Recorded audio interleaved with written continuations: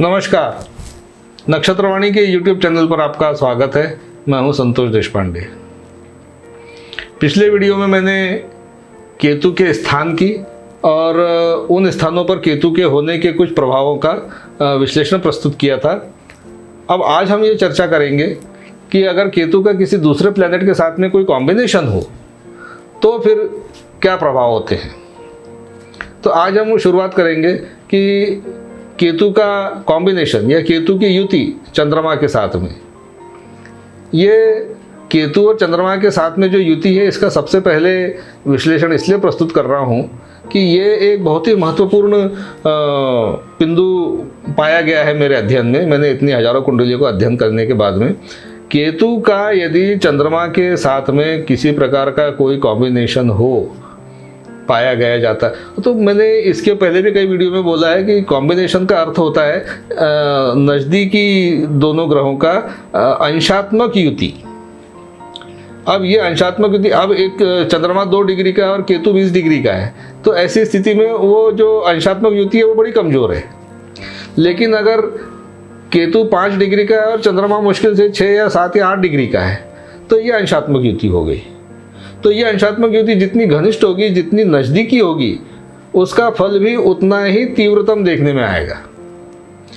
इसके साथ में एक चीज़ और है कि अब ये अंशात्मक युति कृष्णमूर्ति पद्धति में अगर भावारंभ पर हो, क्योंकि हाउसेस की भी डिग्री होती है, सिर्फ प्लैनेट्स की डिग्री नहीं, हाउसेस की भी डिग्री होती है।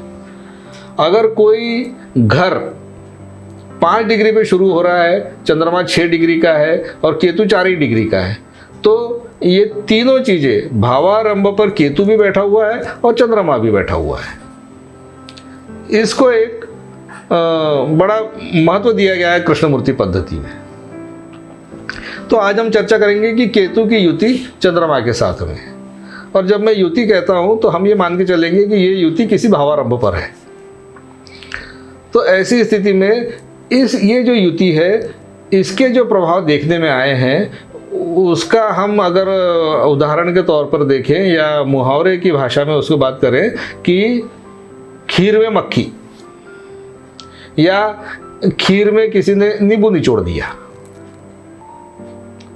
और जो बनती हुई खीर, यानी कोई बहुत अच्छा काम हो रहा है, बहुत बढ़िया चल रहा है, सब कुछ ठीक है और बिल्कुल फिनिश होने वाला है और बहुत बढ़िया तरीके से वो काम संपन्न होने वाला है। कोई भी काम हो, चाहे मकान निर्माण का काम हो, चाहे परीक्षा की तैयारी का काम हो, चाहे कोई भी, वो घर के आधार पर है कि ये युति कहाँ पाई गई है। 6वें घर में है तो परीक्षा की तैयारी, लग्न में है तो बनता काम, 10वें घर में है तो रोजगार का काम, चलते चलते रोजगार का अचानक बंद हो जाना, सब कुछ अच्छा चल रहा है और पेट्रोल पंप बिक गया। ऐसे मेरे पास में कई उदाहरण है। अच्छा खासा काम है व्यक्ति का, लाखों करोड़ों का, लेकिन अचानक से कुछ ही समय के भीतर सब ठप हो गया। तो केतु और चंद्रमा का आज हम इस प्रभाव का विश्लेषण करेंगे कि ये युति अगर लग्न में पाई जाए तो क्या प्रभाव होंगे। तो ये व्यक्ति जो है ये मेंटली अत्यधिक डिस्टर्ब अवस्था में पाए जाते हैं, फैसले नहीं ले पाते, इनके काम आगे नहीं बढ़ते किसी काम को। अब और मैं बात करूंगा मीन लग्न की। मीन लग्न में अगर ये कॉम्बिनेशन पाया गया तो वो व्यक्ति तो बेचारा कभी निर्णय ले ही नहीं पाता है वो, और जब निर्णय लेने की स्थिति आती है तब तक तो समय निकल चुका होता है। किसी परीक्षा का फॉर्म भरना है तो सोच रहा है कि आज भर दूंगा, कल भर दूंगा, तैयारी नहीं है, बुक्स नहीं आई, फलाना नहीं आया, फीस नहीं भरे, और वो समय निकल जाता है। तब उसको पछतावा होता है कि मैंने हमका काम तो किया ही नहीं, उसी समय कर देता तो अच्छा होता।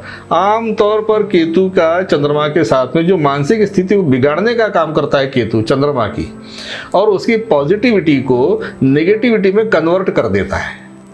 व्यक्ति अच्छा सोचते सोचते सोचते सोचते सोच में बड़ा दूर चला जाता है, एकदम निगेटिवली थिंकिंग हो जाती है उसके विचार निगेटिव साइड में चले जाते हैं। तो अब क्या करें ऐसी स्थिति में। ऐसी स्थिति में उस व्यक्ति को जो सबसे पहला काम करना चाहिए, 400 ग्राम नींबू लेना है, तौल करके, छोटे बड़े जो भी साइज की मिल जाए, पर अगर पीले नींबू हो तो ज़्यादा अच्छा, हरे वाले नींबू नहीं, पीले नींबू लेना है और 400 ग्राम वजन में लेना है, और उसको किसी भी सोमवार को नदी या तालाब में विसर्जित करना है एक बार। इसके बाद में कम से कम 7 सोमवार तक के एक नींबू किसी मंदिर में रख के आना है, चढ़ाना नहीं है, मूर्ति के ऊपर रख के आना है। तो अब कई बार ये क्वेरीज आती है कि रख के आने का मतलब लोगों को समझ में नहीं आता। रख के आने का मतलब ये हुआ कि जो मंदिर का परिसर होता है उसके गर्भगृह में भी वो नींबू कहीं रखा जा सकता है, या गर्भगृह के बाहर भी जो परिसर होता है मंदिर का, उसमें कोई झाड़ लगा है, कोई बरगद का झाड़ लगा है, पीपल का, आम का, कोई भी झाड़ लगा है, या कई बार पौधे भी लगे होते हैं, गमलों में भी होते हैं, वहाँ पर भी ये नींबू को रख देना पर्याप्त है।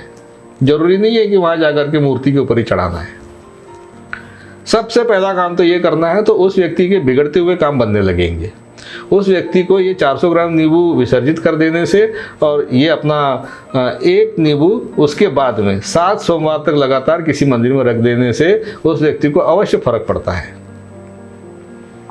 व्यक्ति की जो सोच में निगेटिविटी आ गई है, ठीक सोच नहीं रहा है, सोच नहीं पा रहा है, सेलेक्ट नहीं कर पा रहा है, 4 ऑप्शंस है, उसमें से किस ऑप्शन को वो सेलेक्ट करे, उसके लिए कौन सा ठीक रहेगा, क्षेत्र कौन सा रहेगा, इसके ऊपर अगर निर्णय नहीं हो पा रहा हो तो उस व्यक्ति को अपने दोनों पैर के अंगूठों में चांदी का तार बांध लेना चाहिए। आजकल तो सोना चांदी का काम करने वाले बहुत अच्छे चांदी के छल्ले बना देते हैं जो अंगूठे में फिट आ जाते हैं, यानी जिससे मोजा वगैरह या जूता वगैरह पहनने में कोई परेशानी नहीं होती। तो दोनों पैर के, अब ये किस दिन करना चाहिए, ये तो किसी भी दिन करे, जिस दिन आपका वो चांदी का छल्ला बन के आ जाए, किसी भी दिन किया जा सकता है। तीसरी चीज जो है, उस व्यक्ति को कोई जहरीली वस्तुएं जैसे कि धतूरे का फल जो है, अब उसके भी 2-3 तरीके, या तो उसको नदी में डाल दे, और दिन कौन सा दिन, गुरुवार के दिन वो धतूरे का फल नदी में डाल दे, नहीं तो शंकर जी के मंदिर में, वो शंकर जी का फल है, वो तो शंकर जी के मंदिर में रख दे, नहीं तो नदी में डाल दे। इसके साथ में अगर वो व्यक्ति शंकर जी के मंदिर में जाकर के और थोड़ा सा दूध चढ़ा दे, सफ़ेद वस्तु, चंद्रमा की वस्तु, और एक कटोरी में 150 ग्राम चावल वो रख दे, या फिर इसी उपाय को दूसरे तरीके से कि सफ़ेद कपड़े में अगर 100 ग्राम चावल की पोटली बना करके बांध, लेकिन चावल कच्चा वाला, पका हुआ भात नहीं, कच्चा चावल एक पोटली बना करके और 7 सोमवार उसको मंदिर में रख दे, धतूरे का फल चढ़ाए। और एक जो दूसरा जहरीली वस्तु यानी जैसे कि तंबाकू, तो तंबाकू को भी पानी में बहाना है। तो कितनी तंबाकू, थोड़ी सी, 2 ग्राम 5 ग्राम की मात्रा में पानी में बहाना है। पानी कौन सा, वो नदी का भी पानी हो सकता है, नाले का भी हो सकता है, जहाँ व्यक्ति को बहता हुआ जल मिल जाए वहाँ पे उसको 2-4-5 ग्राम तंबाकू सोमवार के दिन डाल देना चाहिए। और ये वाला काम कितनी बार करना है, 7 बार करना है, 7 सोमवार को ये करना है। उस व्यक्ति के जीवन में आवश्यक परिवर्तन, आवश्यक अच्छे पॉजिटिव परिवर्तन आने शुरू हो जाएंगे, उस व्यक्ति के बिगड़े हुए काम बनना शुरू हो जाएगा, और उस व्यक्ति की सोच में एक सकारात्मकता आएगी, उस व्यक्ति का चिड़चिड़ापन कम हो जाएगा, बैलेंस्ड मेंटल स्टेटस उस व्यक्ति को हासिल होगा, और वो ज़्यादा अच्छी तरह से समाज में अपने आप को प्रस्तुत कर पाएगा। आज की वीडियो में इतना ही। अगले वीडियो में हम केतु के ही अन्य कॉम्बिनेशंस के बारे में फिर चर्चा करेंगे। अगर आपको ऐसा लगता है कि आपकी भी कुंडली में या आपके भी जीवन में कुछ परेशानियां हैं, तो आप दिए गए व्हाट्सएप नंबर पर संपर्क कर सकते हैं। आपकी व्यक्तिगत परेशानियां टेलीफोनिक माध्यम से भी हम कंसल्ट करते हैं। आपसे अनुरोध है कि इस सुविधा का अवश्य लाभ उठाएं। आज की वीडियो में बस इतना ही। इस वीडियो को देखिए, शेयर कीजिए, लाइक कीजिए और सब्सक्राइब अवश्य करिए। धन्यवाद।